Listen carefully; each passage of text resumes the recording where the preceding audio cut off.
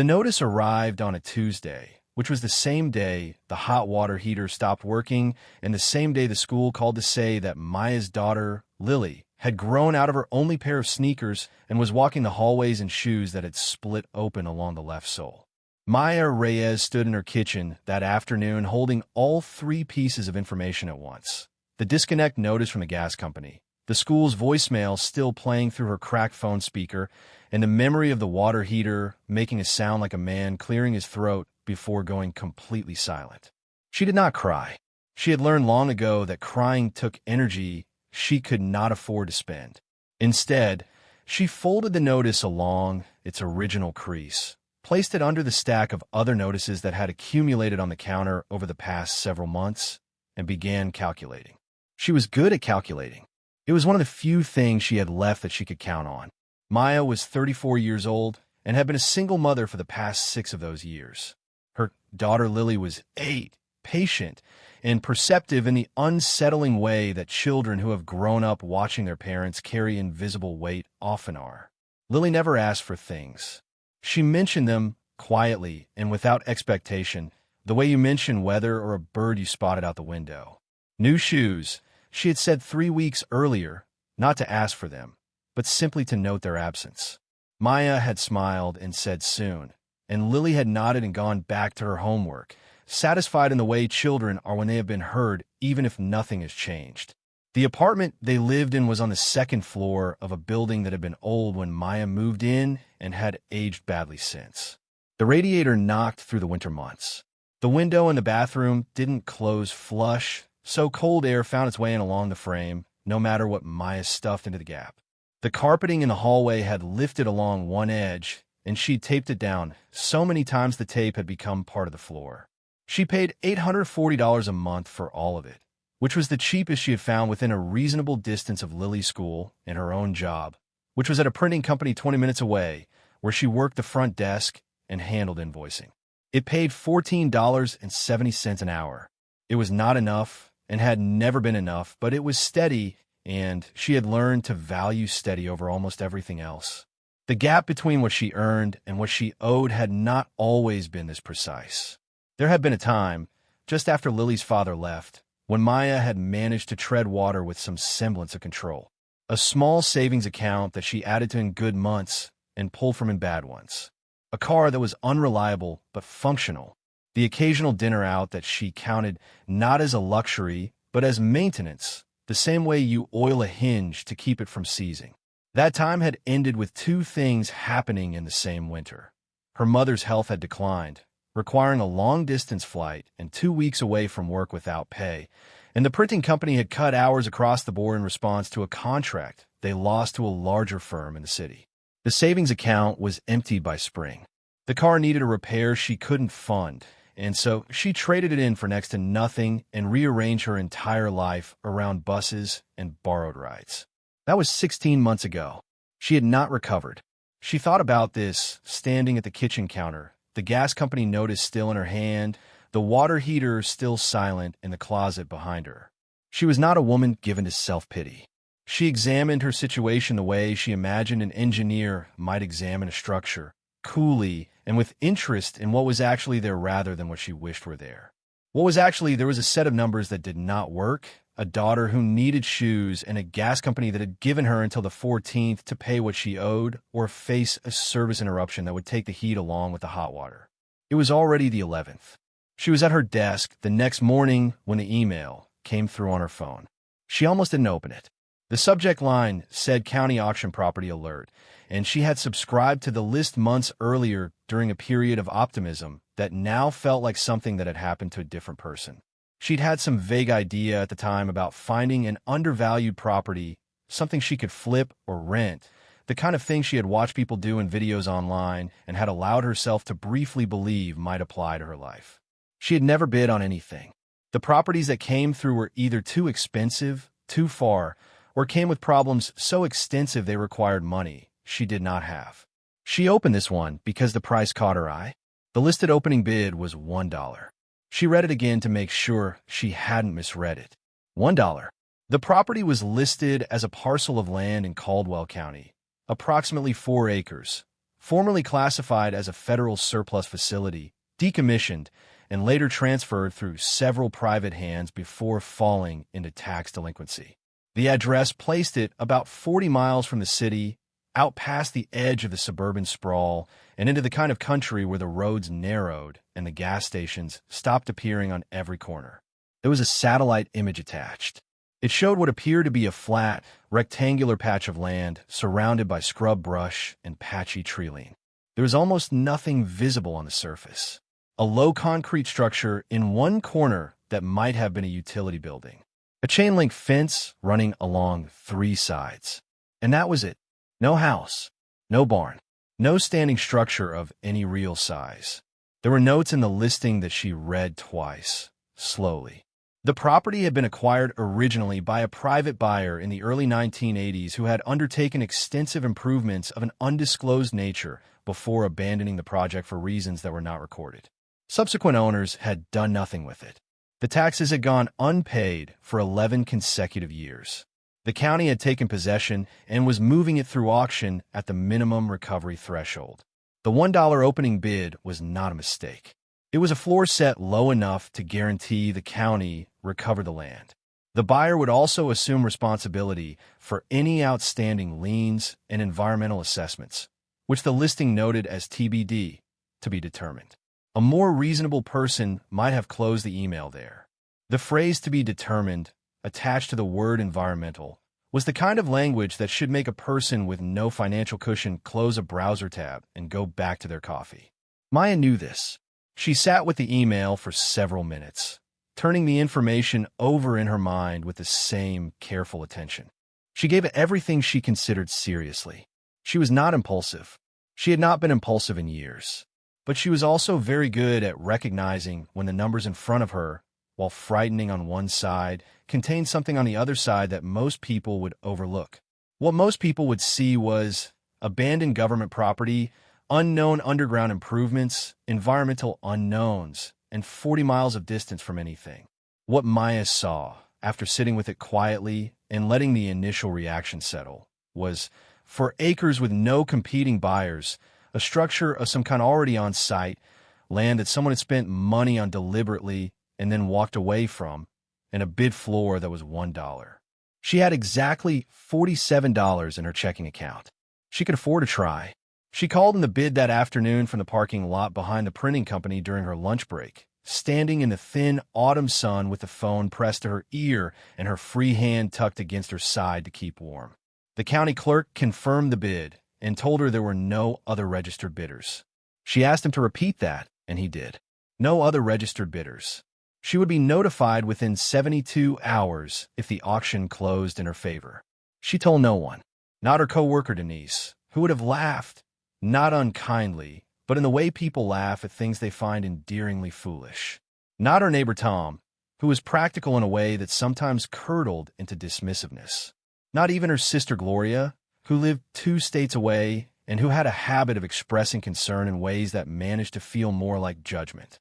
She told no one because she had learned that the world had plenty of opinions to offer about the ambitions of a woman in her position, and she did not have the spare energy to absorb them right now.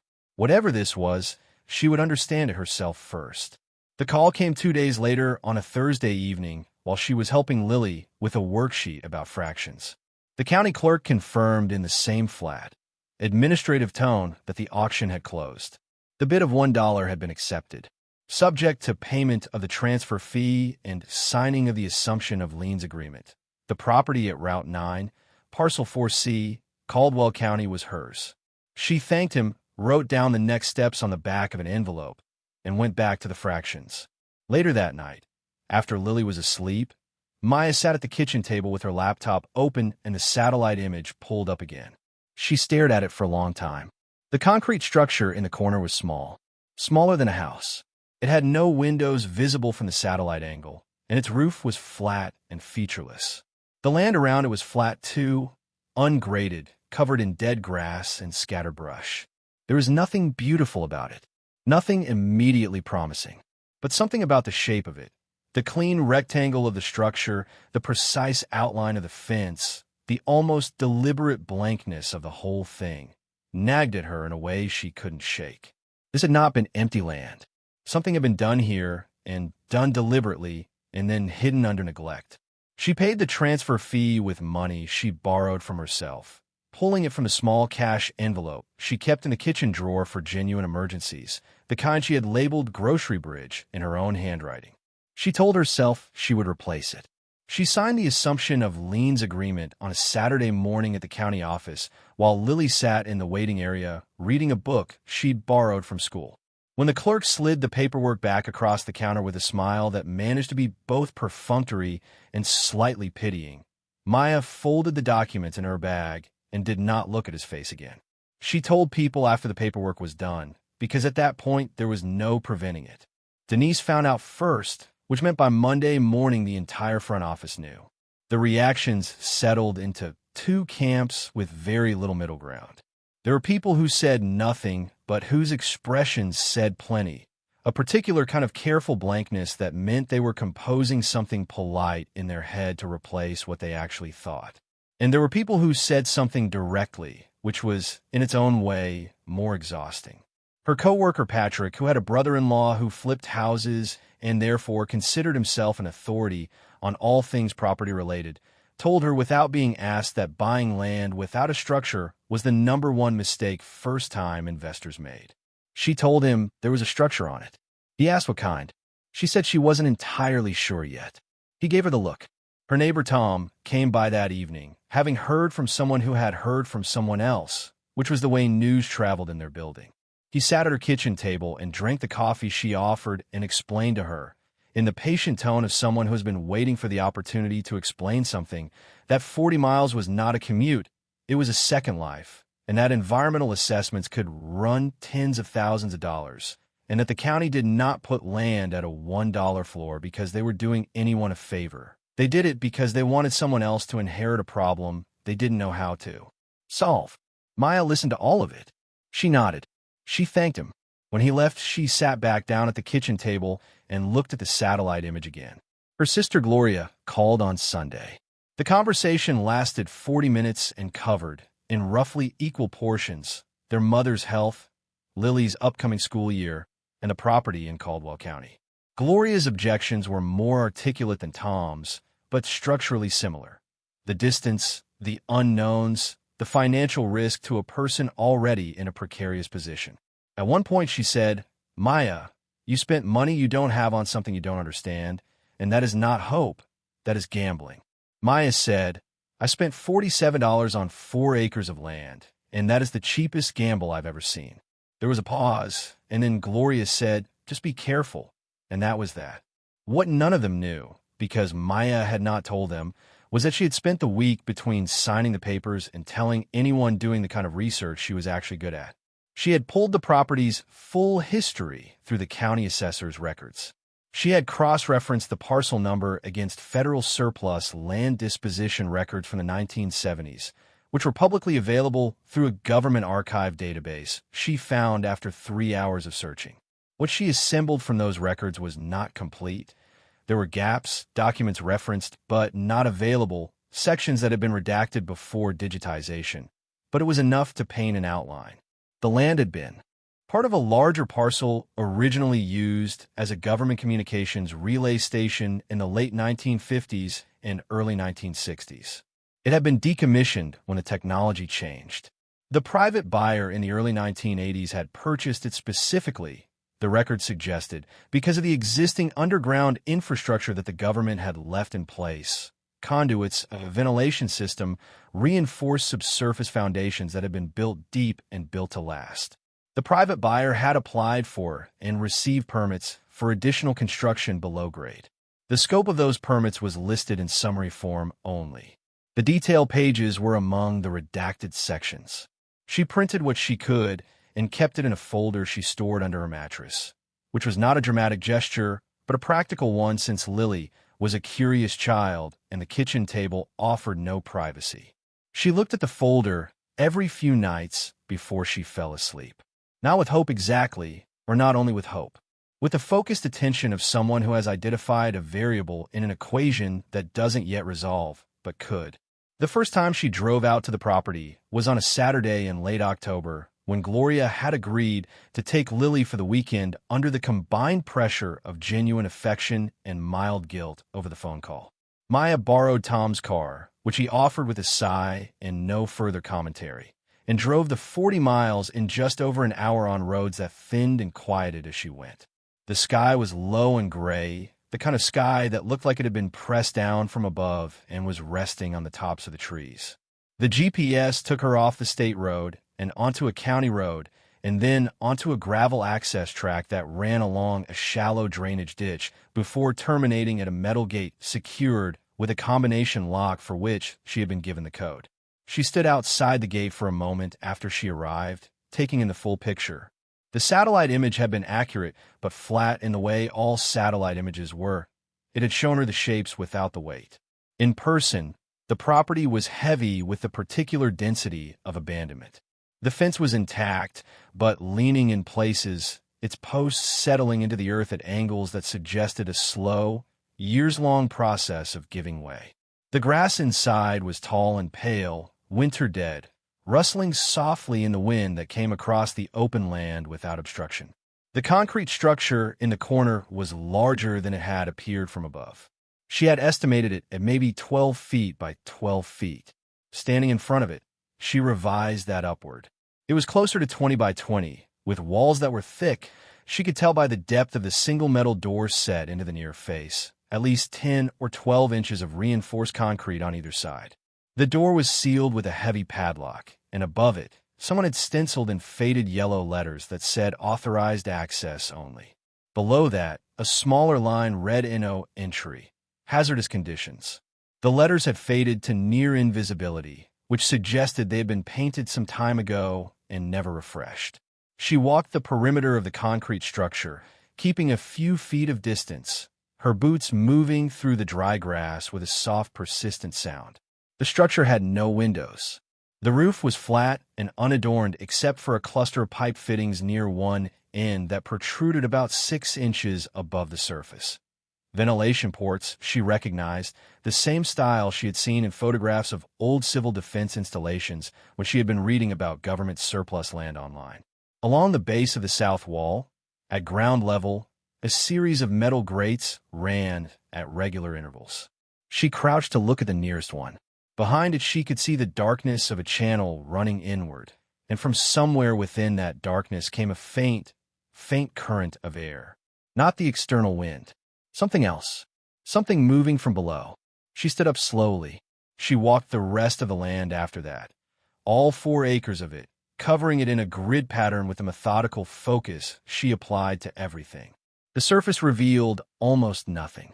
There were no foundations, no buried structures visible above grade, no evidence of former buildings beyond a few faint rectangular depressions in the earth near the north fence that might have been the outlines of prefabricated units long since removed.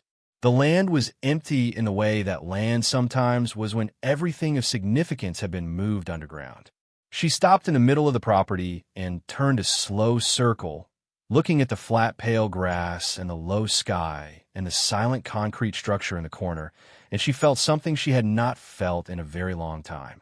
Not happiness, not excitement. Something quieter and more durable. The feeling of having found the right door, even before knowing what was behind it. She used the code she'd been given for the outer gate, and after several minutes of careful work with a lock she'd been told by the county matched the combination used for the padlock on the structure door as well, she stood in front of the entrance with her hand on the cold metal and breathed once before pulling it open. The door swung outward, heavy and slow, the hinges dry but functional. Beyond it was a small landing, maybe 6 feet deep, with a metal staircase descending at a steep angle. The stairs were bolted solidly to the concrete walls on either side. A junction box mounted near the top held a row of circuit breakers. She flipped the first one experimentally. Nothing happened. She flipped the main breaker below it and was surprised by a soft industrial hum that rose in pitch and steadied, followed by the gradual awakening of fluorescent lighting below. Not all the lights, only some of them, but enough to render the staircase visible and to suggest that the electrical system, whatever powered it, was not entirely dead. Later she would learn it was connected to a buried propane-fed generator of a type, she had never seen before. The kind of equipment that spoke of a budget and a purpose well beyond what the surface of the property implied. She descended the stairs slowly, one hand on the rail, her other hand holding the small flashlight she had brought with her out of caution. The temperature dropped as she went, not uncomfortably, just noticeably the way it dropped when you moved below grade and left the sun's reach behind. The air smelled of concrete and dry dust, and something faintly metallic, not unpleasant, just old. The smell of a sealed space opening for the first time in a long while. The staircase ended on a concrete floor in a hallway that extended in both directions. She stopped and took it in without moving. The hallway was wider than she expected, easily 8 feet across, with a ceiling height of just under 9 feet. The walls were concrete block, smooth and painted, the paint a utilitarian shade of institutional beige that had yellowed over the decades into something closer to ivory.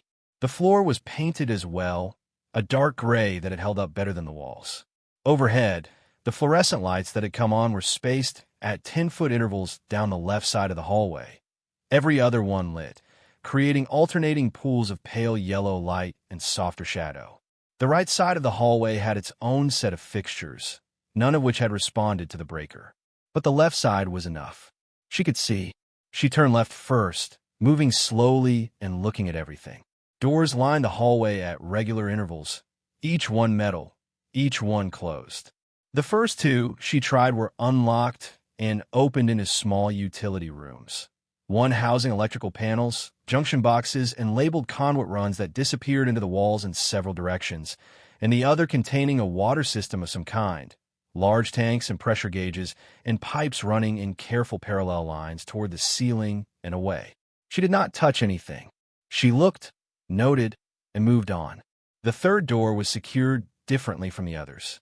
Its frame was heavier, its surface smooth where the others were textured, and its handle was recessed into the door rather than protruding from it. A keypad was mounted beside it at chest height, dark and inactive. She stood in front of it for a moment, aware that behind it could be anything, and equally aware that she did not yet have the means to open it. She moved on. The hallway ended in a T-junction. She turned right and found a larger space. Not a room exactly, but a widening of the corridor into something that functioned as a common area, the way an old building sometimes surprised you by opening unexpectedly into a courtyard. Shelving units stood along 2 walls, heavy industrial metal, the kind that was bolted to the floor and would take serious effort to move. Most of the shelves were empty, their surfaces carrying only the fine gray dust of years undisturbed. But not all of them. On the 3rd shelf from the top on the right side unit, a row of labeled binders stood upright, their spines marked in faded typewriter text. She reached for the nearest one and opened it carefully, the pages dry and slightly brittle at their edges. It was an operations log, dates, systems checks, temperature readings, generator maintenance records. The entries began in 1983 and ended abruptly in 1991.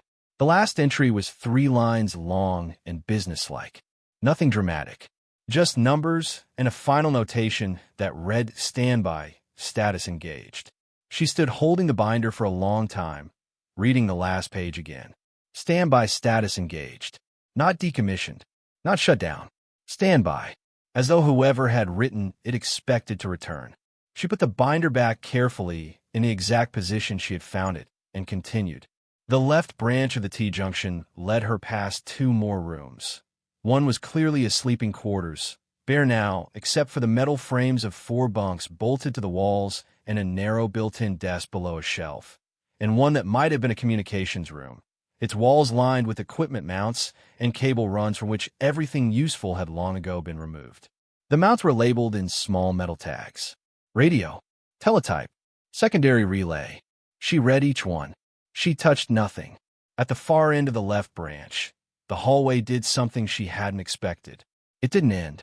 It continued past a set of blast doors, heavy vault grade, the kind she recognized from photographs of Cold War installations she had spent part of the previous week looking at on her laptop, but these blast doors were not closed. They were open, braced in the open position by metal pins that someone had installed deliberately to hold them that way. Beyond them, the hallway continued, but the ceiling was lower here, the walls closer, and the quality of the construction changed. The block work was finer. The floor was sealed differently, a smoother epoxy coating rather than painted concrete. The lighting above had not come on with the others. She used her flashlight here and moved carefully. 20 feet in, she stopped. The hallway opened into something that she had not seen in any of the records, any of the permits, any of the documents she had spent the past week assembling. It was a room, but room was not the right word for it. It was a vault of space, low ceiling but broad, running perhaps 60 feet in one direction and 40 in the other. The walls were not concrete block here. They were poured reinforced concrete, thick and seamless, and they curved slightly at the edges where they met the ceiling, the way a ship's hull curves, built to handle pressure from multiple directions. The floor was bare concrete, clean, untouched. No shelves here, no bunks, no equipment mounts, no labels, just the open space and the slight, steady movement of air from ventilation grills set high along the far wall, and the silence that was not quite silence because it contained within it the soft, continuous breath of a room that had been waiting. Maya stood at the threshold and moved her flashlight in a slow arc across the space. The beam caught the walls, the floor, the ceiling, the far wall. And then, as she turned the light to her right, it caught something she had not processed yet. Along the right-hand wall, floor to ceiling, were steel shelving units of a different type from those she had seen before. These were anchored differently, bolted not just to the floor but to the concrete wall itself. Welded at the uprights, the bolts sunk deep and finished flush. They were divided into sections by heavy vertical dividers, and each section was closed at the front by a steel panel secured with individual locks. Each lock the same type, each panel the same size, each one sealed in the same methodical way. There were 11 sections. Each section ran from the floor to the ceiling. She counted the units on her second pass with the flashlight to make sure she had not misread it in the uncertain light. 11. She stood very still. The air moved slowly past her from the direction of the ventilation grills. The flashlight beam rested on the nearest sealed panel. She reached out and touched the lock. Cold, heavy, sound in a way that told her it had been precision-made and not cheap. She had no key for it. She had no key for anything she was seeing. She stood in that vast, dry, absolutely silent space and felt the floors steady beneath her and the walls solid around her and the weight of everything she could not yet open pressing against her from all sides. She breathed. She counted. She turned and walked back through the blast doors, back through the hallway, back past the binders and the bunk frames and the utility rooms, back up the stairs and out into the gray October afternoon. She stood on the flat dead grass with the metal door closed behind her and the sound of wind moving through the fence posts around her and looked at the sky for a long moment. Her hands were steady. She had not realized until that moment that she had expected them not to be. She looked at the concrete structure beside her, plain, featureless, revealing nothing, and thought about the woman who had stood in a parking lot 6 weeks ago doing a calculation that didn't balance. And she thought about Lily's shoes, and she thought about the gas notice still sitting under a pile of other notices on a kitchen counter 40 miles away. She thought about all of it. Then she pulled out her phone, took several photographs of the exterior from different angles, and got back in Tom's car. She did not sleep that night. Not because she was frightened. She was not frightened, which perhaps should have been more concerning than it was, but because her mind would not stop moving. It moved in the careful, structured way it always moved when it had found a problem worth solving. Systematically, from what she knew to what she needed to know, constructing the next steps the way she had once in a different life, constructed arguments for a community college economics class she could no longer afford to finish. She needed the locks opened. She needed to understand what the sealed panels contained. She needed someone with credentials and tools and the specific kind of expertise that had no overlap with the life she currently lived. She made a list on the back of the same envelope on which she had written the county clerk's instructions.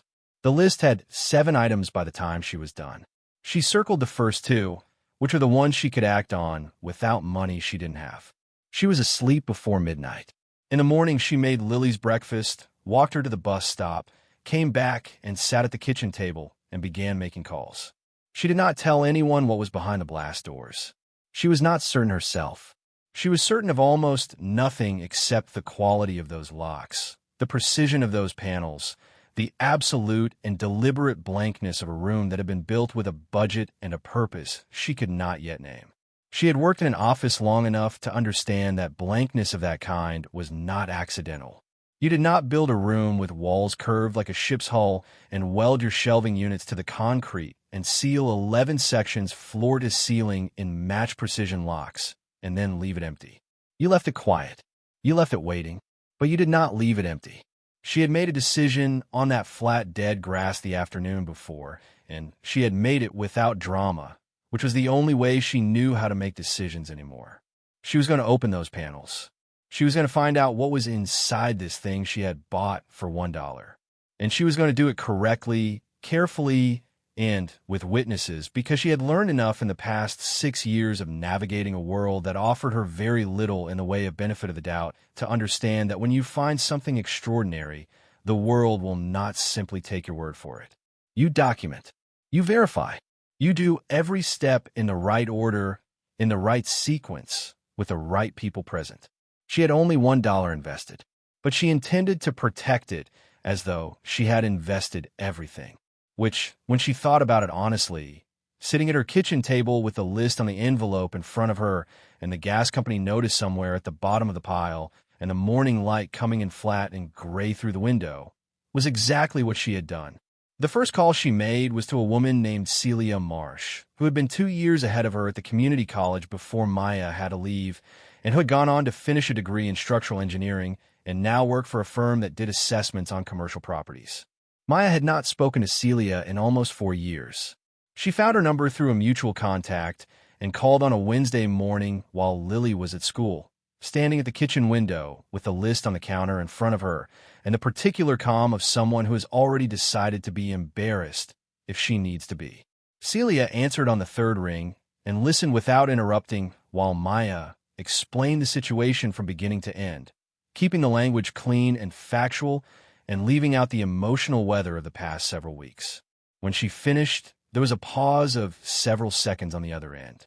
Then Celia said, "You need a structural assessment before anything else, and I can do that, but I need to see the permits, whatever you were able to pull from the county, and the original land classification documents." Maya said she had all of it. Celia asked when she wanted to go. Maya said Saturday. The second call was harder to make because she didn't know who to call. She needed someone who understood secured storage systems, locks of a specific type, sealed panels, the kind of installation she had seen behind those blast doors. She spent 2 evenings searching through online directories and professional registries before she found a name that led her to a retired federal facilities contractor who now did consulting work out of an office 1 county over. His name was Leonard Gibbs, and he had spent 22 years working on decommissioned federal installations, helping private buyers understand what they had acquired and what it was going to cost them. His website was minimal, almost aggressively plain, the kind of website that communicated, "I do not need to impress you in order to be useful." She called him and described the property without disclosing the address. She described the blast doors, the hallway, the utility rooms, the sealed panels. There was a pause after she described the panels. Not the pause of someone deciding whether to believe her, but the pause of someone reorganizing their internal framework around new information. He said, "How many panels did you say?" She said 11. He said, "Floor to ceiling." She said yes. He asked her to describe the lock type. She described what she remembered as precisely as she could: the size, the recessed mechanism, the finish. There was another pause. Then he said he could be available Saturday, and quoted her a consulting fee that was more than she had, but less than she had feared. She told him she could pay half up front and half within 30 days, and he said that was acceptable, and she felt the specific relief of being met with practicality rather than skepticism. The third call was to the county recorder's office to request the full permit's history for the parcel, including the redacted sections she hadn't been able to access through the public archive. She was told this required a written request and a processing fee of $35. She wrote the request that afternoon and mailed it the same day with a check drawn from the Grocery Bridge envelope. which by now contained nothing but the check and a handwritten note to herself that said replace this. Saturday came clear and cold, the sky a hard pale blue with no clouds, and the wind moving steadily out of the north. Maya drove out to Caldwell County in Tom's car again, with Celia in the passenger seat going through the permits documents Maya had assembled and Leonard Gibbs following in his own vehicle, a dark green truck with a toolbox in the bed and a decal on the back window that Maya couldn't read at highway speed. She had told Tom she needed the car for a property inspection, which was true, and he had handed her the keys with the expression of a man choosing not to ask follow-up questions, which she appreciated. They arrived at the gate at 9:15 in the morning. Maya unlocked it, and they drove in single file along the gravel track to the concrete structure. In the morning light, without the pressure of being alone and the compressed intensity of that first visit, the property looked different. Not less stark, but more legible, the way a difficult piece of music sounds more ordered on the second listening. Celia climbed out and stood with her hands in her coat pockets, turning slowly to take in the full perimeter. Leonard Gibbs walked directly to the concrete structure and spent several minutes examining the exterior walls before Maya had even finished locking the gate behind them. When she reached him, he was crouching at the base of the south wall, looking at the ventilation grates. He touched the edge of one with a gloved finger and nodded almost imperceptibly, the way people nod when something confirms rather than surprises them. He stood and looked at the door and said, "Who built this?" Maya said the original construction records pointed to a private buyer in the 80s who had prior federal contract experience. Leonard looked at the door again. He said the door alone was a $60,000 installation in 1983 dollars. He said it with no particular drama, just the flat, evidentiary tone of a man stating a measurement. Maya said nothing. She unlocked the door. They descended in a single file, with Leonard in front and Celia behind Maya, their voices hushed in the way people's voices went hushed in certain spaces without deciding to. Leonard moved with a practiced efficiency, pausing at the electrical panel in the first utility room, examining the system quietly for several minutes before moving on. In the water room, he spent longer tracing the pipe runs with his hand, checking gauges, reading the serial numbers on the tanks. He took photographs with a compact camera he wore on a strap around his neck. He said nothing that wasn't functional. Observations directed at himself or brief questions addressed to Maya about the history of the parcel that she answered as completely as she could. Celia was doing her own work in parallel, moving along the hallway walls with a measuring tape and a small instrument that read moisture levels in the concrete. She marked readings in a notebook with the focused shorthand of professional attention. At one point, she stopped and put her palm flat against the wall and held it there for several seconds. Then she looked at Maya. She said, "This wasn't built by someone who ran out of money." Maya said no. She didn't think so either. Celia wrote something in her notebook and kept walking. The blast doors stopped both of them. Celia examined the hinges and the frame with a flashlight and said something under her breath that might have been a number or might have been a name. Leonard ran his gloved hand along the seal edge of the left-hand door and was quiet for a long time. He finally said, "Government surplus doesn't usually include a level 4 blast configuration in a private transfer." He said it carefully, choosing the words, which told Maya he was choosing what he was communicating as much as what he was saying. She asked him what level 4 meant. He said it meant the room beyond it had been designed to survive a pressure event at close range, that the construction spec was equivalent to a hardened command facility, and that the private owner had either had federal contacts who provided the technical design or had built it at enormous expense using specifications that were not publicly available in 1983. They moved through the blast doors into the lower section. The ceiling was lower here, the walls closer, the change in the quality of the construction immediately apparent to all three of them. Not as something Maya needed to point out, but as something that announced itself. Leonard turned his flashlight on and moved to the far wall where the ventilation grills were and examined them for several minutes. Then he turned and looked at the room as a whole and was very still. Maya watched his face.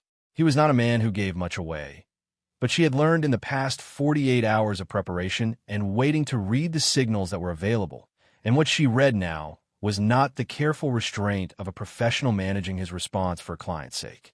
It was something simpler and more honest than that. It was the face of a man who had worked in federal facilities for 22 years and was seeing something he had not expected to see in private hands. He walked to the nearest sealed panel and examined the lock without touching it. He turned the flashlight beam along the upper edge of the panel, then along the lower edge, then along each side. He took several photographs. He stepped back and looked at the full row of 11 panels.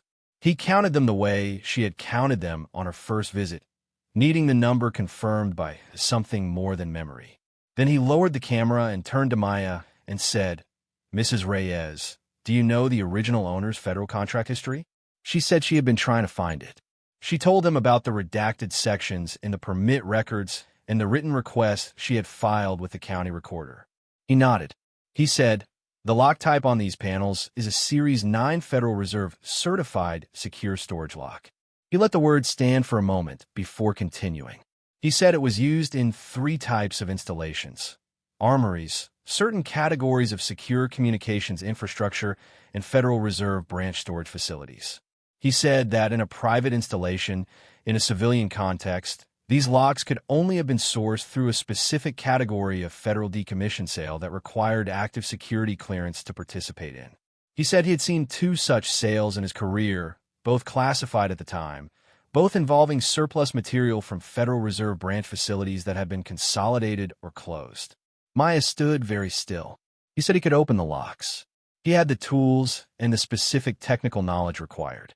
He said that before he did, he wanted to confirm that her ownership documentation was complete and that she had consulted a lawyer. She said the ownership was fully transferred and recorded. She said she had not yet consulted a lawyer. He said she needed to before those panels were opened, and he said it without judgment, just the measured counsel of someone who had seen discoveries become disasters through inadequate preparation. He said, "Whatever is behind, these panels will not be less valuable tomorrow than it is today." He said they should go back upstairs, and she should make a call, and they should do this correctly. She agreed. It was the same conclusion she had already reached standing on the dead grass 10 days earlier, and hearing it from someone with his credentials did not change the conclusion, but it did harden it. They walked back through the blast doors and down the hallway, and up the stairs and out into the cold blue morning. And Maya stood beside the concrete structure with her hands in her pockets and her breath visible in the air, and began scrolling through her phone for the name of someone who could help her with the legal side of this. She found the name through a legal aid clinic she had used 2 years earlier when her landlord had tried to raise her rent outside the terms of her lease. The clinic referred her to a property law attorney named David Sue who, the intake coordinator told her, handled complex property and asset disputes, was reasonably priced, and had specifically asked to be made available to referrals from the clinic. She left a voicemail that afternoon, and he called back within the hour. She explained the situation in the same clean, factual terms she had used with Celia and Leonard. He listened and asked 4 questions, each one precise. Was the deed fully recorded? Had she signed any discovery disclosure agreements with the county? Were there any active liens against the property beyond the one she had assumed to purchase? And had she disclosed the interior discovery to any government agency? She said yes to the first, no to the second. She believed no to the third, but wanted his help confirming it, and no to the fourth. He said good. He said he wanted to see the deed, the assumption of liens agreement, and the complete permit's history before she opened anything. He said she had done the right things in the right order so far, and that with 1 or 2 additional steps, she would be in a very defensible position. He used the word defensible with the calm authority of someone who meant it structurally, the way an engineer meant defensible when describing a load-bearing wall. She understood it immediately. The permits package arrived from the county recorder's office 9 days later, on a Tuesday. Always Tuesdays, she had started to notice, as though the significant things in her life were observing some private calendar, and she opened the envelope at her kitchen table with Lily doing homework beside her, unaware of anything except that her mother had become very quiet. The package was thicker than she had expected. The county had, under the request, provided not only the permit's history, but a cross-referenced list of associated federal notifications, which turned out to be more informative than the permits themselves. What the permits confirmed was the underground construction in 1983 and 1984, the installation of the blast doors and the lower-level reinforced chamber, and the ventilation and electrical systems. What the federal notifications confirmed was something more specific. The original private buyer, a man named Harold Crane, described in the records as a private investor with prior federal procurement experience, had acquired the land in 1981. He had acquired it along with a surplus materials disposition agreement tied to the closure of a Federal Reserve auxiliary storage facility in the region. The disposition agreement was listed in the notification package. Its contents were described in a single summary line that read, Category TT, for materials, quantity, and specifics per accompanying sealed inventory, disposition classified at source. Category TT4. She wrote it down and spent 2 evenings searching for it. The results were sparse and fragmentary.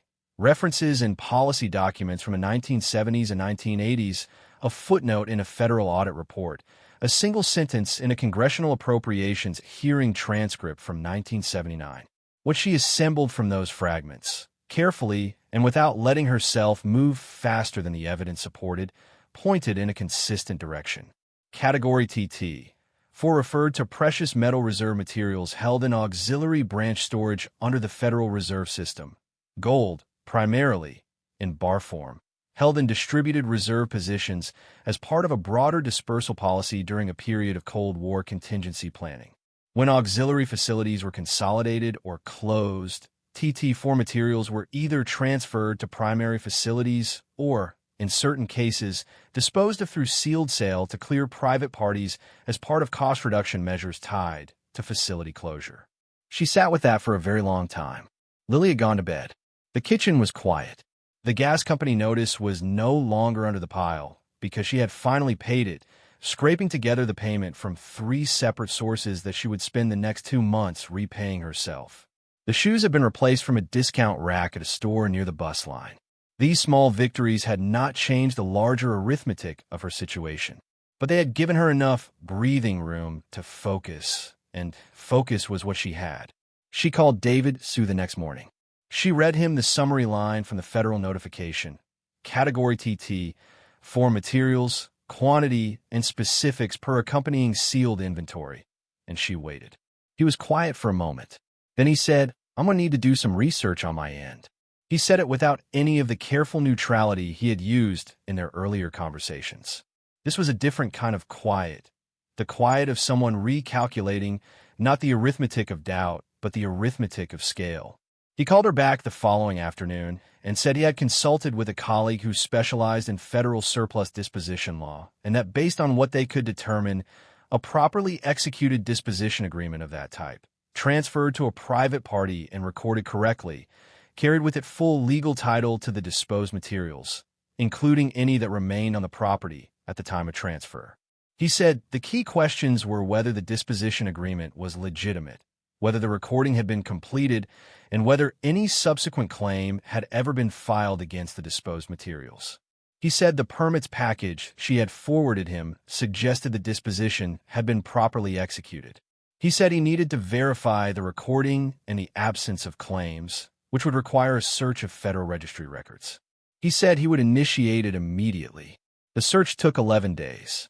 During those 11 days, Maya went to work, came home, made dinner, helped Lily with homework, lay awake in the small hours with her mind moving quietly through the same set of facts it had been moving through for weeks, and waited.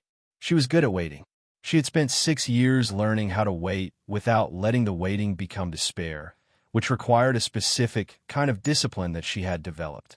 The same way she had developed everything else in her life. Not through inspiration, but through the daily decision to continue. Leonard Gibbs drove back out to the property twice during those 11 days at her request, not to open anything, but to assess the structural integrity of the lower-level chamber and to document the condition of the sealed panels in preparation for the opening. He sent her a written report both times. His language was professional and restrained, but she had learned to read him, and what she read in those reports was the sustained attention of a man who wanted to be present when those panels were opened. She had already decided he would be. On the 12th day, David Sue called her at 7:15 in the morning, which was early enough that she was still in her pajamas at the kitchen table. He said the Federal Registry search had returned clean. The disposition agreement for the Crane parcel had been properly executed and recorded in 1981. No subsequent claim had been filed against the disposed materials. The recording was complete and legally current. And because the full title to the property, including all improvements and all materials covered by the disposition agreement, had transferred to her cleanly through the county auction process, she was, to the extent the law was capable of being definitive about anything, the legal owner of whatever was in those panels. She asked him to say that again. He said it again. She sat at the kitchen table for several minutes after the call ended, her phone face down in front of her, the morning light coming in flat through the kitchen window, the apartment making its familiar sounds around her. She had not been here long enough yet to understand the full scale of what she had found. She would not understand it until the panels were open and she could see it with her own eyes and have it assessed and confirmed and measured and made real by people whose job it was to make things real. But she had enough information now to understand the shape of it, not the specific weight or the precise number, but the outline. The outline was large enough that looking directly at it required an effort she was not entirely able to make from the kitchen table at 7:15 in the morning in her pajamas with Lily still asleep down the hall. She made coffee. She sat quietly. Then she called Leonard Gibbs and said, "I'm ready to open the panels." He said, "When?" She said, "Saturday." This Saturday felt different from the previous ones. The sky was the same, low and pale now. Deep into November, the trees along the county road bare and angular against a colorless morning. But she felt different inside it. The drive-out was quiet. Celia was in the passenger seat again. Leonard followed in the green truck. David Sue had sent a junior associate, a young woman named Priya, who rode with Leonard and whose job was to document the opening formally, time-stamping photographs and maintaining a legal record of what was found and when. Maya had asked for this. She had thought of it herself. She wanted witnesses. She wanted a record. She wanted every step of what was about to happen to be impossible to question. They descended at 9:30 in the morning. The fluorescent lights in the upper hallway came on with the same gradual industrial hum as before. They moved through the blast doors in single file, their breath visible in the cool air of the lower level. Maya carried a notebook and a pen. Leonard carried his toolbox and the camera. Priya carried a tablet with a time-stamping application and began recording as soon as they passed through the blast doors, narrating the entry quietly into the device's microphone in the careful procedural language of legal documentation. They stood in front of the 11 panels. Leonard set down his toolbox and opened it on the floor. He selected a specific tool, a precision instrument she did not recognize, its purpose evident in the way it was machined and weighted, and approached the first panel. He examined the lock again for several minutes without touching it, looking at it from multiple angles, checking the frame alignment, testing the panel edge with gentle pressure. Then he positioned the tool, made 2 precise adjustments, and applied a steady, measured force. The lock released with a sound that was less dramatic than it should have been, a clean mechanical click, solid and precise, the sound of a mechanism performing exactly the function it had been designed to perform. Leonard gripped the panel edge and swung it open. The shelf behind it held 7 rows of rectangular bars. Each bar was approximately the size of a standard brick. Their surfaces were dull and dense, catching the flashlight beam in a way that was heavy rather than bright, the characteristic refusal of gold to perform for the light. They were stacked in the fitted compartments that had clearly been designed to hold them exactly, each bar resting in a shallow-formed recess that kept it immobile. The bars bore stamps. She could see them from where she stood, small, precise, official markings that Leonard would explain to her later in the kind of detail that required her to sit down. Nobody said anything for a moment. Then Priya, from behind her tablet, said the time and the panel number in the steady procedural voice she had been using, and added, "Panel 1 opened, contents visible, documentation commencing." Leonard reached in and lifted 1 bar free of its recess. He held it in both gloved hands and turned it slowly, examining the stamps. He said nothing yet. He set it carefully on a padded surface he had laid on the floor for exactly this purpose, and crouched to read the markings with a loupe he produced from his breast pocket. He was quiet for almost a full minute. Then he stood up and looked at Maya, and the expression on his face was not the carefully managed neutrality of professional composure. It was something older and more honest than that. It was the expression of someone standing at the outer boundary of a career's worth of experience and finding that it had not fully prepared him for this particular moment. He said, "The stamps are consistent with Federal Reserve bar markings from the 1970s. He said the series number placed the bar's origin in a specific period of reserve consolidation. He said the weight was consistent with standard 10 troy ounce reserve bar specifications. Then he said, "Mrs. Reyes, I need to open the remaining panels before I can give you a meaningful number, but I want you to understand what you're looking at in this first one." She said, "Tell me." He said, "At current spot price, a single 10 troy ounce bar of gold in this condition and provenance would value conservatively in the range of $19,000 to $20,000. He paused. He said, "This panel alone holds approximately 60 bars across 7 rows. Maya did not do the math out loud. She did it in her head in the time it took her to breathe in and breathe out. The number that resulted was more than she earned in a year. From one panel, she looked at the remaining 10 sealed panels running along the wall in their precise, identical row, and she felt something shift inside her chest. Not dramatically, not with the violence of a rupture, but with the slow, tectonic certainty of something that had been pressing against a boundary for a very long time, finally moving through it. Leonard turned back to the open panel and began photographing and cataloging in earnest. Priya continued her time-stamped documentation. Celia moved quietly along the walls of the chamber, making notes. Maya stood where she was for a long moment, very still, her notebook in her hand, and then she opened it to a clean page and began writing down everything she saw. They opened the remaining 10 panels one at a time, with deliberate patience. Leonard working the locks with the same unhurried precision he had used on the first, the contents of each panel documented fully before the next one was opened. Each panel was similar, but not identical. The majority held bars of the same type as the first, reserve-grade gold in fitted compartments, stacked in rows, their stamps consistent with federal origin and consistent with the disposition agreement in the permits package. 3 of the panels held a different configuration, smaller bars, higher density, stacked in trays rather than rows, the stamps on these bearing a slightly different format that Leonard said was consistent with a later production series, but the same reserve origin. 2 panels held, in addition to bars, sealed metal containers, cylindrical, heavy, their lids secured with compression fittings of the same quality as the panel locks. Leonard did not open the containers on site. He photographed them, documented their placement, and said they should be assessed by a specialist before being disturbed. He said in a tone that made it clear this recommendation was non-negotiable, and Maya accepted it without argument. Whatever was in the containers could wait.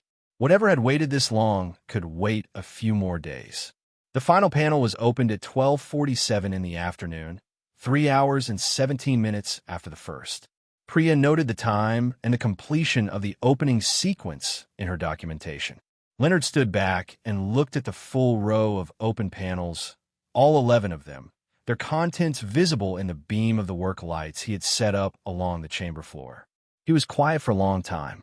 Then he reached into his toolbox and produced a folded sheet of paper on which he had been making calculations as they worked, checking each panel against the prior one, running numbers in the margins in the precise, small handwriting of someone who had learned to record what he found rather than what he expected. He held the sheet for a moment before he spoke. He said the calculation was preliminary. He said it was based on current spot price and subject to full independent appraisal. He said the bar counts would need to be confirmed by a certified precious metals assayer, and the sealed containers would need to be assessed before being included in any final valuation. He said all of that, and then he stopped, and Maya looked at him and waited. He said, "The preliminary estimate for the bar inventory, based on count and weight specifications and prior to appraisal of the sealed containers, is in the range of $280 to $315 million. The chamber was very quiet. The ventilation grills moved air slowly across the space. The work lights were steady and even. Priya recorded the time and the statement. Celia stopped writing. Maya stood with her notebook open and her pen touching the paper without moving, and looked at the 11 open panels and the bars inside them, and did not say anything for a moment that lasted longer than any moment she could remember. Then she wrote the number down. Not because she needed it written to believe it. She believed it. It was already in her, the way water fills a container that has been waiting empty for years. But because writing it down was the thing she knew how to do. She wrote it in the same steady handwriting with which she had written down the steps from the county clerk and the items on the list on the back of the envelope. She wrote it and put a period after it and closed the notebook. She looked at Leonard. She said, "What do we do next?" He said, "We seal this back up, we go back upstairs, and you call your lawyer." She nodded.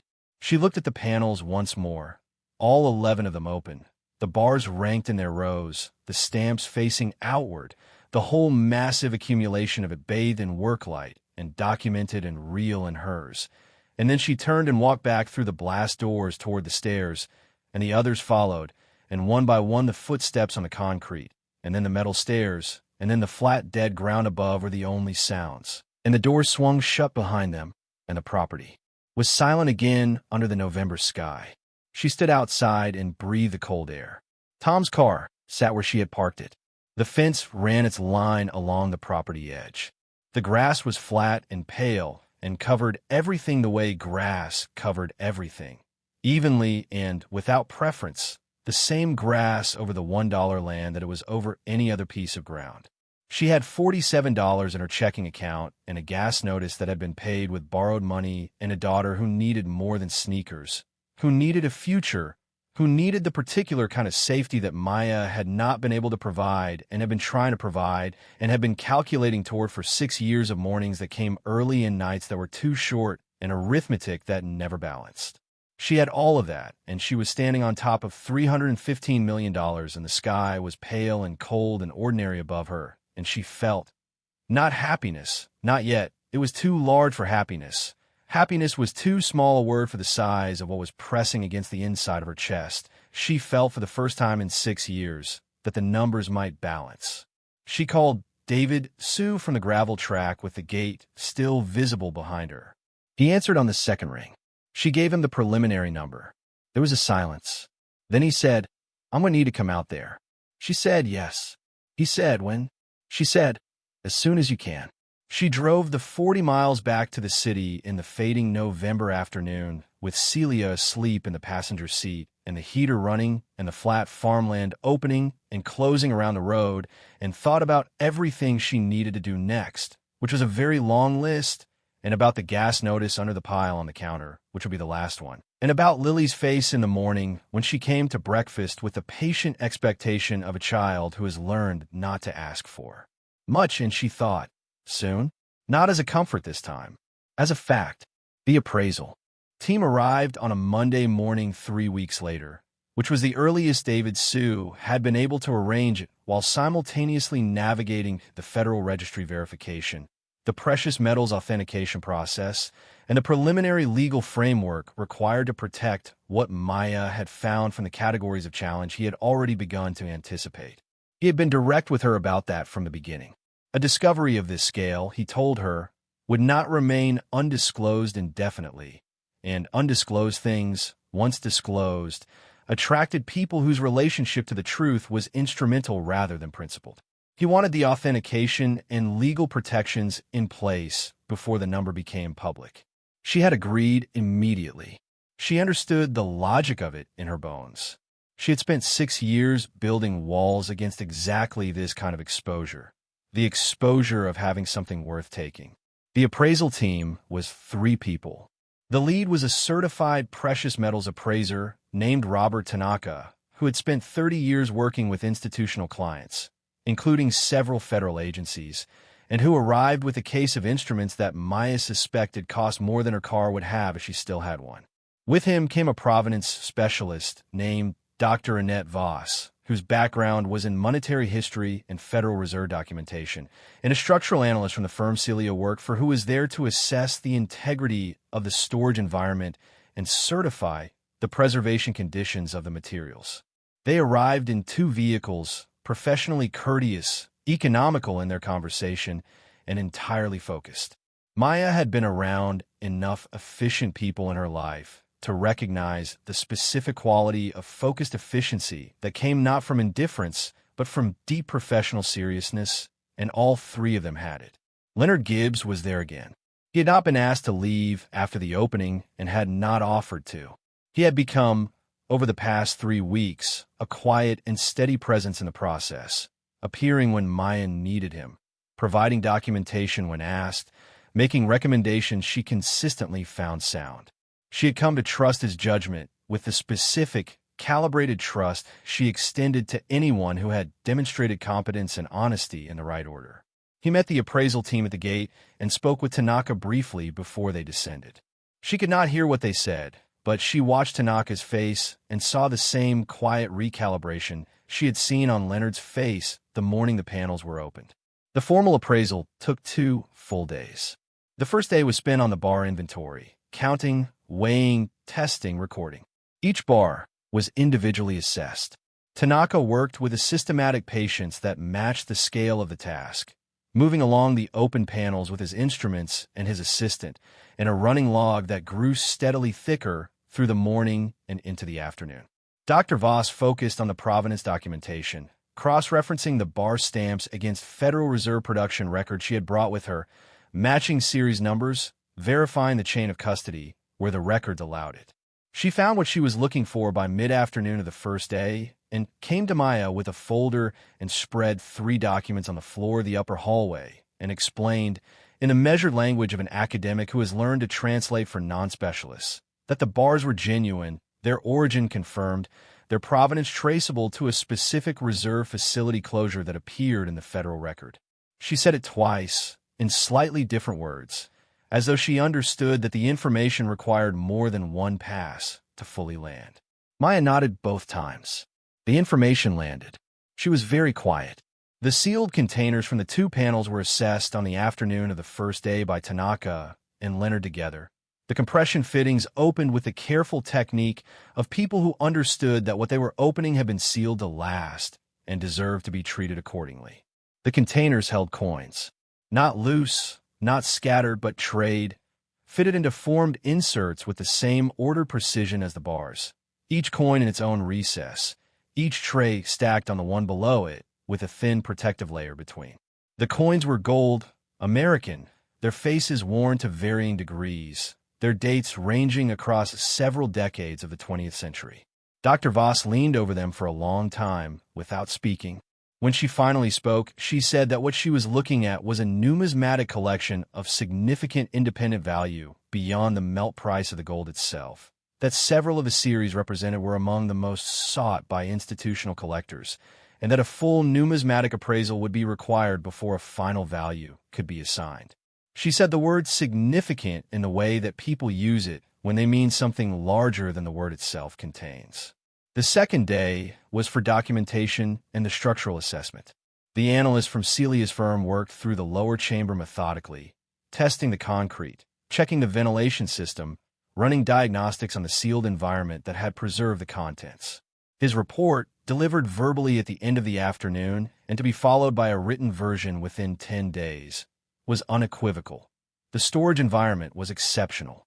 The combination of the sealed construction, the active ventilation system, the below-grade temperature stability, and the quality of the original installation had created conditions that were, in his professional assessment, as close to ideal precious metals preservation as he had encountered in a non-institutional setting. He said the materials showed no oxidation, no contamination, no environmental degradation of any kind. They were, for all practical purposes, in the same condition as the day they were sealed. On the afternoon of the second day, Robert Tanaka sat down with Maya and Leonard in the upper hallway and opened his log. He went through the numbers methodically, explaining each component before giving the total. The bar inventory by weight and current spot price, adjusted for institutional grade and provenance premium. The coin inventory, assigned a conservative numismatic floor pending full specialist appraisal. The combined figure, stated as a preliminary valuation range pending final appraisal and market conditions, was $312 million to $319 million. He said it in the same professional tone he had used for every other number and measurement over the past 2 days. He did not look up from the log when he said it. And then he did look up, and he looked at Maya, and he said, "The final number after full numismatic appraisal of the coin collection may be higher." David Sue was on the phone that evening for 2 hours. He walked Maya through the legal framework he had been building over the past 3 weeks. The title position, the disposition agreement, the federal registry clearance, the independent appraisal documentation, the chain of evidence established by Priya's time-stamped legal record of the opening. He used the word impenetrable once, which was not a word she had ever heard him use before. He said the position was impenetrable from a title standpoint. He said that did not mean no one would try, only that trying would fail. He said she needed to be prepared for trying. She had been preparing for it in the quiet, methodical way she prepared for everything since the morning she first opened the binders in the upper hallway and read the words standby, status engaged. She had been building toward this moment, not with the momentum of someone running toward something, but with the patience of someone who had been walking steadily in one direction and intended to keep walking. The trying came within 6 days of the appraisal team's visit, which was faster than David Sue had predicted and roughly when Maya had privately expected it. It came first as a phone call to the county recorder's office from a law firm in the city requesting access to the full title history of Parcel 4C, Caldwell County. David Sue flagged this within hours of the request being filed and called Maya to tell her. She said, "Who?" He said the firm represented a group describing themselves as the estate of Harold Crane, the original private buyer of the property, through a set of heirs who had only recently become aware of the disposition agreement and the inventory associated with it. Harold Crane had died in 2003. His estate had been settled improperly and incompletely, as it turned out, by an executor who had failed to include the Caldwell County parcel in the probate inventory, either through negligence or through a deliberate decision whose motivation the heirs had apparently spent 20 years not thinking about until someone in the family had reason to start thinking about it. Maya asked how they had found out. David said he didn't know yet, but that it didn't matter. What mattered was the legal position, which he described again with the same confidence he had used the night of the appraisal. The disposition agreement transferred title to the disposed materials to the buyer and to subsequent title holders. The county auction had been properly conducted. Her deed was recorded and clean. The heirs had no standing. He said it clearly and without qualification, and she believed him and wrote it down anyway. The second challenge came from a different direction. An environmental consultancy filed a request with the county for access to the property to assess potential ground contamination related to the underground structure, citing concerns about fuel storage and generator systems.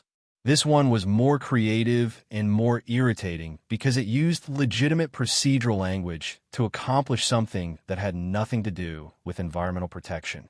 David handled it with a counterfiling that cited the clean environmental assessment already completed by the certified structural analyst and requested that the consultancy provide its client disclosure, which was legally required and which the consultancy had omitted. The counterfiling produced a silence that lasted 10 days and then ended when the consultancy withdrew the request without explanation. The third challenge was the most direct. A man appeared at the gate of the Caldwell County property on a December morning, uninvited, with a camera and a phone he was using to record himself. He identified himself in the video as a researcher investigating the improper disposition of Federal Reserve assets in the 1980s and said that the materials discovered on the property were the subject of a federal interest claim that superseded private title. He was on public property at the edge of the gate and could not be removed immediately. Maya did not go to the property that day. She stayed in the city and let David handle it, which he did through a formal legal notice to the man and a concurrent inquiry to the relevant federal agencies, asking them to confirm or deny any outstanding federal interest claim against the Caldwell County parcel. The federal response came within 2 weeks and stated plainly that no federal interest claim existed against the parcel and that the disposition agreement of 1981 had been fully and finally executed. The man with the camera disappeared from the gate and did not return. Through all of it, Maya went to work.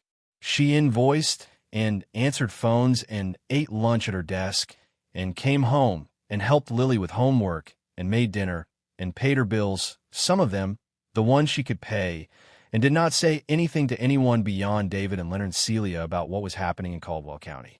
This was partly strategic, the same instinct that had told her to wait until the paperwork was done before telling anyone about the original auction. But it was also something simpler. She was not ready yet for the world to have an opinion about what her life was about to become. She wanted to hold it a little longer in the space where it was hers alone. The number in the notebook, the image of the 11 open panels, the particular quality of the air in that lower chamber, cool and dry and absolutely still. She wanted to hold it while it was still quiet before the world learned what it was and made it loud. The legal challenges resolved by the end of January, all three of them, each one collapsing under the weight of the documentation David had assembled and the clarity of the title position he had constructed. The Crane estate heirs were the last to formally withdraw, their attorney sending a letter to David that was professionally worded in a way that failed to conceal the frustration beneath it. David forwarded the letter to Maya with a single line of his own. "They're done." She read the line 3 times. Then she made a cup of coffee and sat at the kitchen table and looked at the light coming through the kitchen window. Winter light, flat and honest, the kind that showed everything clearly, and felt the last of the pressure that had been sitting against her chest for 3 months lift slowly and completely, like weather moving through. She called her sister Gloria on a Sunday evening in early February. Lily was asleep. The apartment was quiet. She had not spoken to Gloria about anything of substance since the conversation in October, when Gloria had told her that buying the property was gambling rather than hope. She did not bring that up. She told her sister what had happened, from the beginning, in the same clean, factual language she had used with everyone involved in the process. She told her about the $1 bid and the satellite image and the descent and the blast doors and the panels and the number. She told her about the appraisal and the legal challenges and the resolution. She spoke for almost 20 minutes without being interrupted, which was unusual for a conversation with Gloria. When she finished, there was a silence that lasted long enough that Maya thought the call might have dropped. Then Gloria said, "Maya," just her name, nothing else, in the voice of someone who has run out of every other thing to say. Maya said, "I know." Gloria said, "You knew." And Maya said, "I thought I might." There was another silence, shorter this time. Then Gloria said she was sorry, not for the joy of the outcome, but for the particular quality of October's doubt, for the way concern had been expressed as discouragement rather than as love. Maya said it was all right. She meant it. She understood what fear looked like when it came disguised as practicality, and she had never blamed Gloria for not being able to see past the disguise. She had barely been able to see past it herself. When she told Tom, it was a Tuesday, still Tuesdays, still the private calendar, and she told him at the door when she returned his car key for the last time, because she had bought her own car by then, a sensible used sedan that she had paid for in cash with a portion of the initial funds that had been released under David's guidance through a phased liquidation process that protected both the assets and her tax position. Tom stood in his doorway, holding the keys and looking at her for a long moment. He said, "The 40 miles. She said, "The 40 miles. He said, "And the environmental assessment." She said, "Clean." He looked at the keys in his hand and then back at her and said, "Well." She said, "Well." They both almost smiled, which was as much sentiment as either of them had ever extended in 4 years of being neighbors, and it felt exactly right. At work, she gave her notice on a Wednesday in the 3rd week of February, which broke the Tuesday pattern and felt appropriate for that reason, as though the significant things in her life had shifted their calendar to match the person she was becoming. She gave 2 weeks' notice and worked them fully and carefully, documenting her processes and training the person who would take over her desk with the same thorough attention she had brought to everything. On her last day, Denise brought a cake that said "Good luck" in blue frosting, and everyone stood in the break room, and there was the ordinary warmth of a shared ending. Patrick, who had a brother-in-law who flipped houses, shook her hand and said he had always known she had it in her. She thanked him and did not say anything else, which was a generosity she was glad to have available to her. She had made a list because she was always making lists of what needed to happen in the first year. The list was long, and she had organized it not by priority, but by sequence, because in her experience, sequence was more reliable than priority. Knowing what needed to happen before what else could happen was more useful than ranking desires. The first items were practical and legal. The full numismatic appraisal of the coin collection, which came back in March and added another $11 million to the preliminary estimate, bringing the final confirmed figure to $326 million. The formalization of the asset management structure David had designed, a combination of legal entities that protected the assets, minimized tax exposure, and allowed for phased realization over time. The full structural remediation of the Caldwell County property, led by Celia's firm, which had been awarded the contract on merit, and which Maya had watched begin with the same focused attention she had brought to every stage of this. The debts came off one at a time, which was how she had always handled them. In order, in sequence, each one closed completely before the next was touched. The medical bill from her mother's decline, which she had been paying in $60 installments for 2 years. The credit card that had accumulated through the winter of the hours cut and the savings account emptied. The small loan from the grocery bridge envelope that she had been repaying herself in theory, but never quite in practice. Each one paid and closed and gone. And with each one, something shifted in the baseline of her life, some constant low-grade tension easing by a fraction until the accumulation of fractions became a quiet and radical change in the weather of every day. Lily turned 9 in March. Maya had asked her, a few weeks before the birthday, what she wanted, and Lily had done the thing she always did, the careful non-asking, mentioning rather than requesting. She mentioned that some of the girls in her class had been to the Science Museum in the city and that she had not been. She mentioned it in the way she mentioned things, without expectation, the way you note a bird. Maya said, "We'll go." And they went on a Saturday in the second week of March, just the two of them, taking their time through every exhibit, eating lunch in the museum cafe, staying until it closed. In the car on the way home, Lily fell asleep in the back seat, the satisfied sleep of a child whose day has been exactly what a day should be. Maya drove through the city streets with the particular quiet happiness of a person who is no longer calculating, or rather who is calculating differently, who has the numbers to do something other than survive. She bought a house in April. Not extravagantly. She had not become extravagant and did not intend to. It was a house in a neighborhood that had good schools and sidewalks and a backyard with enough room for a garden if Lily wanted one, which as it turned out she did immediately and with enthusiasm, spending the first warm weekends of spring planting the beds with a focus that reminded Maya sharply of herself, the same patient, methodical energy applied to something new and growing.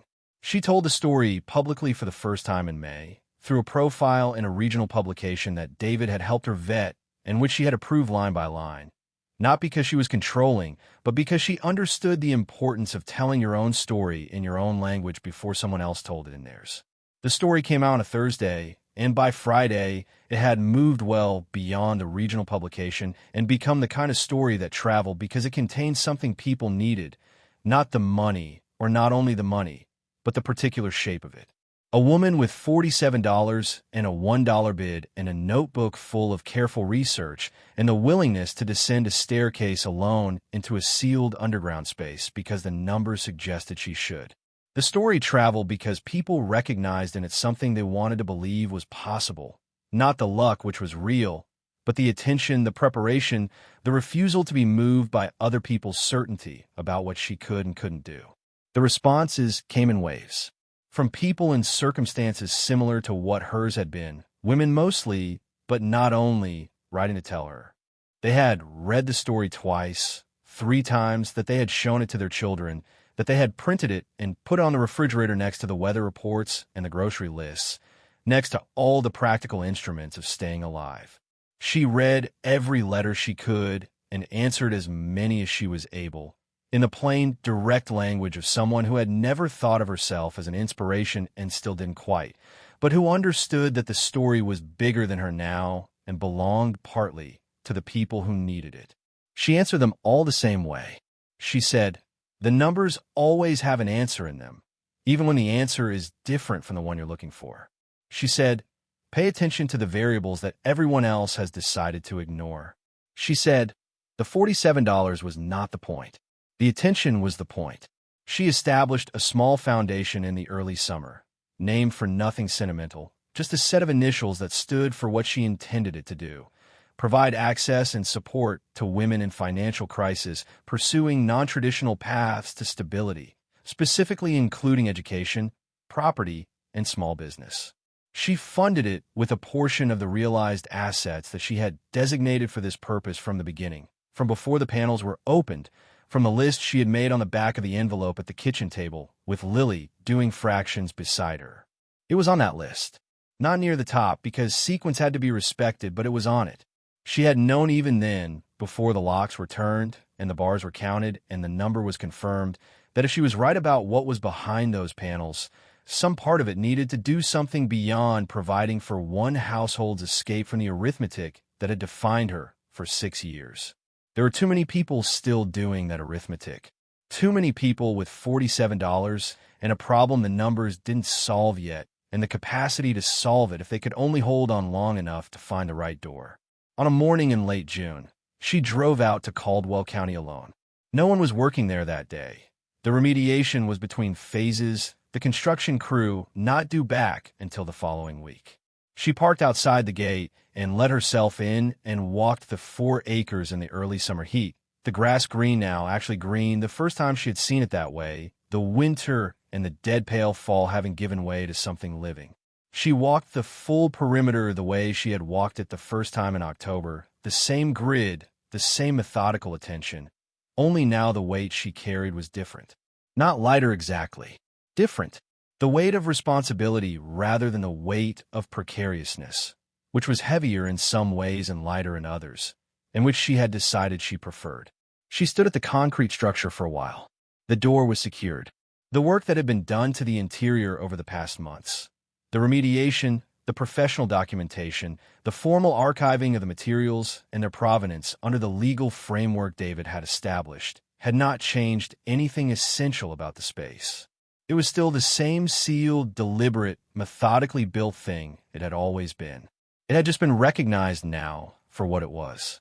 She stood in the summer morning with her hand on the warm concrete wall and thought about Harold Crane, who had built this, who had sealed it with the specific intention that it survive long enough to reach the right person, who had trusted a process he could not control and a future he could not see. She thought about the standby status that had held for 30 years, waiting. She thought about the $1 bid and the county clerk and the parking lot where she had stood to make the call, and about Lily in the back seat of the car on the way home from the Science Museum, asleep with the particular weight of a good day. She thought about the $47. She thought about it honestly, the way she thought about everything. Not sentimentally, not as a symbol, but as a fact. It had been the correct amount. Not because it was what the property was worth, or because it was what she had been able to scrape together, but because it was what she had committed with full knowledge of what she had and what she was risking. She had committed everything she had to something she could not fully see, but had examined carefully enough to believe in. That was not luck. It was not gambling, whatever Gloria had said in October, whatever October had made it sound like. It was the specific act of taking the information available and trusting the conclusion it pointed toward, even when no one else could see the data the same way. It was in the cleanest sense she knew exactly what she had been good at all along. She had just never had a variable large enough to show it. She walked back to the car in the June heat, unlocked it, got in. She sat for a moment with the windows down and the summer coming in and the property behind her and the road ahead and the 40 miles back to a house with a garden that Lily was planting in the backyard with the patient enthusiasm of someone who has been given time and soil and permission to grow something. She sat with all of it for a moment. Then she started the car and drove toward the road and did not look back because there was nothing behind her now that required looking back at. The ground had given up what it had been holding. The standby was over. The calculation had resolved. She drove home. There was a specific kind of exhaustion that Maya had never been able to explain to anyone who had not lived it themselves. It was not the exhaustion of a long day or a hard week. It was the exhaustion of sustained precision, of moving through every hour with the particular alertness of someone who cannot afford a single miscalculation, for whom a forgotten bill or a missed shift or an unexpected expense was not an inconvenience, but a structural failure with cascading consequences. It was the exhaustion of never being able to put the clipboard down, of running the numbers in the background of every conversation, every meal, every school pickup, every quiet moment that was never quite quiet, because the arithmetic was always running underneath it, patient and relentless, and never fully resolved. She had carried that exhaustion for so long that she had stopped recognizing it as exhaustion. She had reclassified it as personality. She had told herself she was simply a careful person, a practical person, someone who paid attention, and all of that was true, but it was also a way of not naming what it cost her. The alertness that kept the household afloat had also kept her at a remove from her own life, watching it from slightly outside herself, monitoring rather than inhabiting. There had been moments, driving home from a late shift, standing at the kitchen window while the coffee brewed, watching Lily sleep, when she had felt the edges of a grief she did not have time to fully feel. Grief for the version of herself that had sat in an economics class and understood, with a clarity that surprised her teacher, how systems worked and where the leverage points were. That woman had not disappeared. She had simply been redirected entirely toward survival. Her capacity for analysis poured into the management of scarcity rather than the architecture of possibility. The day the legal challenges were finally resolved, when David Sue sent his message, "They're done," and Maya sat at the kitchen table with the winter light coming through the window, she did something she had not done in a very long time. She sat without doing anything. No list, no notebook, no phone. She sat with her hands flat on the table and let the quiet be quiet and felt, moving slowly upward through the layers of discipline and management and careful forward motion. The grief she had been deferring for 6 years. It did not come violently. It came the way water comes through old stone, not breaking through, just finding the path that had always been there, moving at its own pace, unstoppable in its gentleness. She thought about the morning she had sat in this same kitchen 3 years earlier and added up the numbers for the 4th time hoping they would change. And they had not changed, and she had put the pen down and sat in the specific stillness of someone who has run out of options and is waiting for a new one to appear. She thought about the afternoon she had explained to Lily, who was 5 and observant in the unsettling way she had always been, that they were going to stop getting pizza on Fridays for a while. Lily had nodded and said okay in the voice of a child who is absorbing information she is too young to be absorbing.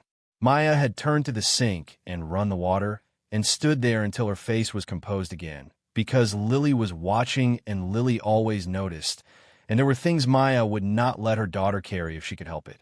She thought about the bus. Not any specific ride, but the aggregate of them, the thousands of mornings and evenings on lines that ran late or early or not at all, standing in weather that had no interest in her schedule, calculating connections in her head while holding grocery bags that cut in her palms, being very tired and not showing it because there was no one to show it to, and no purpose it would have served. She had never thought of herself as someone who suffered. She had thought of herself as someone who managed. But sitting at the kitchen table in the February light with the arithmetic finally, permanently, irrevocably changed, she allowed herself to understand that those two things, suffering and managing, had been the same thing for a long time, and that the management had been an act of love, so sustained and so invisible that even she had not fully recognized it as such. She was 34 years old, and she had been managing since she was 28, and before that she had been preparing to manage, which was its own kind of weight. And now she was sitting in a kitchen that would soon no longer be the kitchen where she had run the numbers 1,000 times, looking at a future that the numbers could build rather than merely defend, and the grief moved through her cleanly and completely and left behind it something she did not have a ready word for. Not happiness, not relief, though relief was part of it. Something more like the feeling of setting down a weight you have carried so long you forgot it was separate from you. The discovery of your own hands, empty. When she told Gloria, and Gloria said, "I'm sorry," Maya had accepted the apology with the ease of someone who had already processed the thing being apologized for. She held no bitterness toward the people who had doubted her. She understood them too well for bitterness. She had seen herself through their eyes, a woman alone, stretched thin, acquiring a liability she couldn't assess in a county she'd never worked in, on the basis of a hunch supported by research that no one else had done because no one else had thought it worth doing. From the outside, without access to the interior of her reasoning, it had looked exactly like what Gloria said it was. The doubt had not been a failure of love. It had been a failure of information, and information was something she had always been able to supply, in time, to people willing to receive it. Patrick had said he always knew she had it in her, which was not true, but was the thing people said, and she had thanked him the way you thank someone for a gift that is slightly the wrong size, with genuine warmth and no expectation that it fit. Tom had stood in his doorway holding the car keys with the expression of a man genuinely recalibrating, and she had appreciated that more than any of the celebratory responses because it was honest. He had been wrong, and he knew it, and he did not dress the wrongness up as having secretly believed in her all along. He just stood there with the keys and said well in the voice of a man absorbing a correction, and she respected him for it. But what stayed with her most from those conversations was not the apologies or the recalibrations or the slightly awkward warmth of people adjusting to a version of her that didn't match the version they had stored. What stayed with her was a phone call she had not expected. It came on a Saturday morning in early March from a number she didn't recognize, and the voice on the other end was the county clerk who had taken her auction bid 6 months earlier. The same flat administrative voice, the same careful professional neutrality, except that the neutrality had shifted slightly around the edges. He said he had seen the news coverage. He said he wanted to say that he was glad the process had worked the way it was supposed to. It was an odd thing to say, and she suspected he knew it was an odd thing to say, but she understood what he meant. He had been the first person in the official world to take the $1 bid seriously, to process it without editorializing, to let the process be the process. She thanked him with a warmth that surprised him. She could hear it in the brief silence that followed. And after she hung up, she sat with the phone in her hand and thought about all the small acts of impartiality that had made the larger thing possible. The clerk who processed the bid, the county recorder who provided the full permits history, the archived database that had not been taken offline, the legal aid clinic that had referred her to David, Sue, rather than suggesting she was out of her depth. None of these were dramatic. None of them were acts of faith in her specifically. They were just the ordinary functioning of systems working the way they were supposed to work, and she had spent enough time in the gaps of those systems to understand that ordinary functioning was not, in fact, ordinary. It was something to be noticed and named. She noticed it and named it in the profile she approved line by line in May, making sure that the story did not become the story of a lone individual triumphing against all odds, because that was not the story she had lived. The story she had lived was one in which the system had worked, imperfectly but ultimately correctly, and in which her own preparation had met that imperfect correctness at exactly the right moment. She wanted that version told because it was true, and because it pointed toward something more useful than inspiration. It pointed toward the specific combination of attention and process and dogged sequential action that had been available to her all along, and that was available in different configurations to other people doing their own version of the arithmetic that never balanced. She was not special. She had simply not stopped. By the time the foundation was formally established in early summer, she had received enough letters and messages from women in circumstances similar to what hers had been to understand that the work the foundation needed to do was not abstract. It was specific. It was the gap between $47 and the transfer fee. It was the access to a Leonard Gibbs when you didn't know a Leonard Gibbs. It was the legal aid referral that led to the David Sue who said your position is impenetrable rather than this is complicated and expensive, and I'm not sure it's worth it. It was, at its most essential, the infrastructure of being taken seriously, which was something money could build carefully and deliberately for people who were doing the work and simply lacked the scaffolding.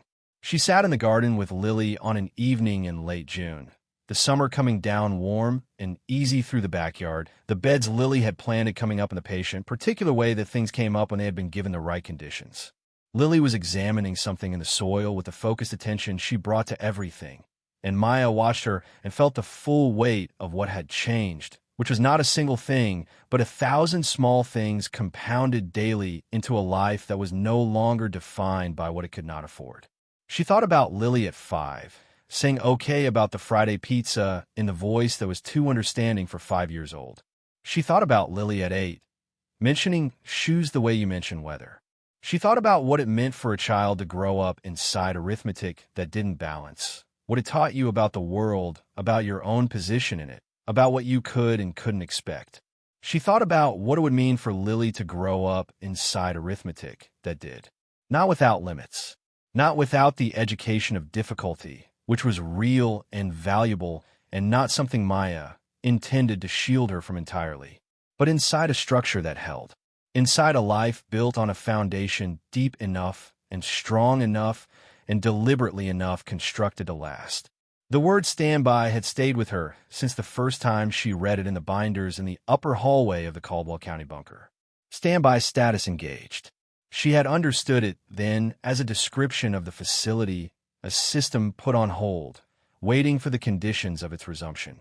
She understood it differently now, sitting in the garden in the June warmth with Lily in the dirt and the evening coming in gold through the trees. She had been on standby too, in a way. Not dormant, not defeated, but held in a kind of suspension by the relentless demands of a present that left no space for a future. The discovery had not created her capacity. It had released it. The woman who had sat in the economics class and understood leverage points had not gone anywhere. She had simply been waiting for the conditions to change, patient and intact, carrying everything she needed. The conditions had changed. The standby was over, and everything that had been waiting, in her, in the sealed chamber 40 miles from the city, in the life she had been preparing for without knowing what she was preparing for, had come forward into the open air at last. Thank you so much for watching until the end. If you love this story, check out the other videos on your screen now. I think you'll really enjoy them. And don't forget to subscribe if you haven't already. See you in the next story.